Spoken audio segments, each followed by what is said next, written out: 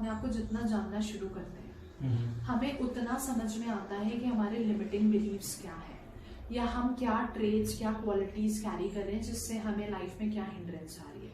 सबसे पहला पॉइंट ये है। दूसरा, आज की डेट में लाइक साइकोलॉजिकल इश्यूज बहुत आ रहे हैं। Like most of the people, अभी भी मैं कहूँगी कि बहुत लोगों को ये बोलने में थोड़ा सा एप्रीहेंशन होता है कि हमें डिप्रेशन है, या हमें एंजाइटी है, या पैनिक डिसऑर्डर है, या हमारे बच्चे को ADHD है, what ever it is. Clinical hypnotherapy की हमें कब रिक्वायरमेंट है? जब हमें लगता है कि कोई सिचुएशन से हम कॉन्शियसली ओवरकम नहीं कर पा रहे। It could be as small as, मैं एज स्मॉल एज इसलिए बोल रही हूँ क्योंकि हम उस पर कभी बहुत उस चीज को इम्पोर्टेंस नहीं देते। जैसे प्रोक्रास्टिनेशन हो गया, ठीक है, हम किसी को बोलेंगे कि ना मुझे प्रोक्रास्टिनेशन है, काम को टालने की बड़ी आदत हो गई है, थेरेपी की जरूरत है। तो यूजुअली ये आता है कि इसके लिए क्या थेरेपी की जरूरत है, टाइमली काम करो। बट समटाइम्स प्रोक्रास्टिनेशन इस लेवल पे आ जाता है कि लाइफ बहुत बुरी तरीके से इम्पैक्ट होने लगती है। तो अगर कहीं पे भी किसी भी इंसान को लगता है कि इस चीज से हमारी लाइफ में हिंड्रेंस आ रहा है, तो क्लिनिकल हिप्नोथेरेपी के लिए definitely they can think about it, they can avail that therapy. जैसे कभी कभी ऐसा भी होता है कि हम किसी से बात कर रहे हैं और सडनली उससे बात करते करते हम एक सिचुएशन में पहुंचते हैं जहाँ हमें याद आता है उसने उस दिन भी ऐसे ही बोला था, उसने इस दिन भी ऐसे ही किया था, एंड हमें इमोशनल चार्ज आने लगता है। एंड फिर क्या होता है आगे जाके कि माइंड में वो एक पर्सन ही घूम रहा है, और फिर हम अपने डेली काम भी नहीं कर पा रहे, डेली रूटीन के जो वर्क्स हैं हम वो भी नहीं कर पा रहे। तो बेसिकली जहां हमें लगता है कि ये अब मेजर हिंड्रेंस हो गया है लाइफ में, हिप्नोथेरेपी डेफिनेटली उसके लिए की जा सकती है। टार्डीनेस जिसे बोलते हैं, कहीं पे लेट पहुंचना, ठीक है, प्रोक्रास्टिनेशन, काम में बहुत हर्डल्स आ रहे हैं, बहुत नेगेटिव थिंकिंग है, घर में लेट्स से मैरिज होने वाली है और उसको लेके बहुत नेगेटिव थॉट्स आ रहे हैं। ये चीजें बहुत छोटी छोटी लगती हैं कि यार ये तो बहुत कॉमन है, पर कभी कभी ये seriously takes a toll on that person. बिल्कुल, जैसे स्लीप डिसऑर्डर, इंसोम्निया हो गया। एग्जैक्टली।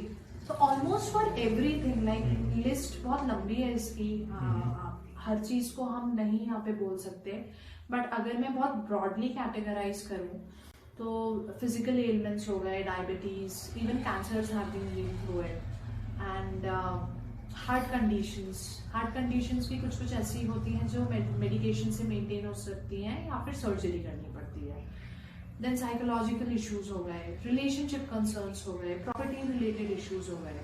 समटाइम्स इट हैपेंस कि प्रॉपर्टी बिल्डिंग बन रही है और वो बनते बनते उसका कंस्ट्रक्शन रुक गया, अब वो आगे ही नहीं बढ़ रहा। कभी कभी घर लिया एंड घर रेंट पे देना और वो रेंट पे नहीं जा पा रहा। All these issues can also be healed through clinical hypnotherapy. Financial concerns, almost everything, because subconscious mind से ही हमारा जीवन आ रहा है, मैनिफेस्ट हो रहा है। अगर स्ट्रेस हो रहा है या कॉन्सेंट्रेट नहीं कर पा रहे हैं या किसी सब्जेक्ट में की तरफ बिल्कुल भी इंक्लिनेशन ही नहीं है, मन ही नहीं लग रहा है उसमें, तो वो भी कहीं ना कहीं से आ रहा है, उसके पीछे रीजन है। तो वो रीजन पे जाके उसको हील किया जाता है और ऑटोमेटिकली देन चीजें सुधरने लगती है।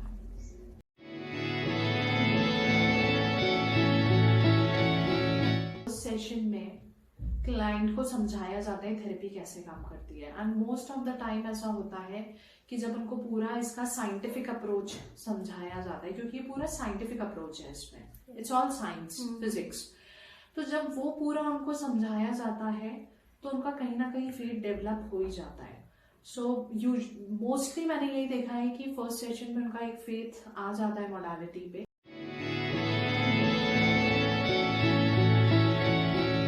ये मेडिकल साइंस की अपनी इम्पोर्टेंस है, and with due respect to every modality, हर मॉडलिटी जो एग्जिस्ट करती है उसका अपना इम्पोर्टेंस है, तभी वो एग्जिस्ट कर रही है। पर समटाइम्स इट हैपेंस कि सर्टेन मेडिकल कंडीशंस जो होती हैं वो सिर्फ मेंटेन की जा सकती है, जैसे ब्लड प्रेशर हो गया, राइट, थायराइड हो गया, even with migraine. I think pain killers उसका एक ऑप्शन होता है पेन को सबसाइड करने के लिए।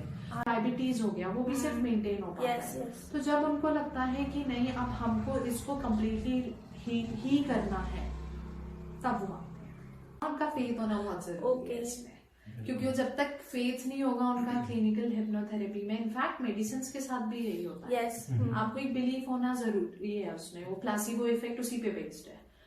तो इसमें भी ऐसे ही है, जब तक क्लाइंट को बिलीफ नहीं है कि इससे हमारा कुछ हो सकता है, तब तक वो कॉन्शियस माइंड बैक सीट नहीं लेता, और हम तब तक सबकॉन्शियस माइंड तक नहीं पहुंच पाते। सो यूजुअली क्लाइंट्स इस केस में आते हैं, एंड इस केस में भी आते हैं जब वो एलोपैथी, आयुर्वेद, होम्योपैथी सब ट्राई कर लेते हैं, और फिर तब भी कोई उनमें कभी कभी शिफ्ट नहीं आ पाता, तब वो आते हैं यहाँ पे। और थेरेपी तब नहीं काम करती जब कोई जबरदस्ती किसी को लेके आए, कि बच्चे को ले आए और बोला कि इसका कंसंट्रेशन इंप्रूव कर दो। बच्चे को अपने कंसंट्रेशन से कोई प्रॉब्लम नहीं है, इंटरेस्ट उसको नहीं है। हाँ, किसी का स्मोकिंग जो है वो सीज हो गया, सिगरेट पीनी छोड़ दी, वो अपने फ्रेंड को जबरदस्ती ले आया कि इसका भी स्मोकिंग सीजेशन के सेशन करो, बट उसको नहीं करना, he is happy with the smoking. So therapy won't work in those cases.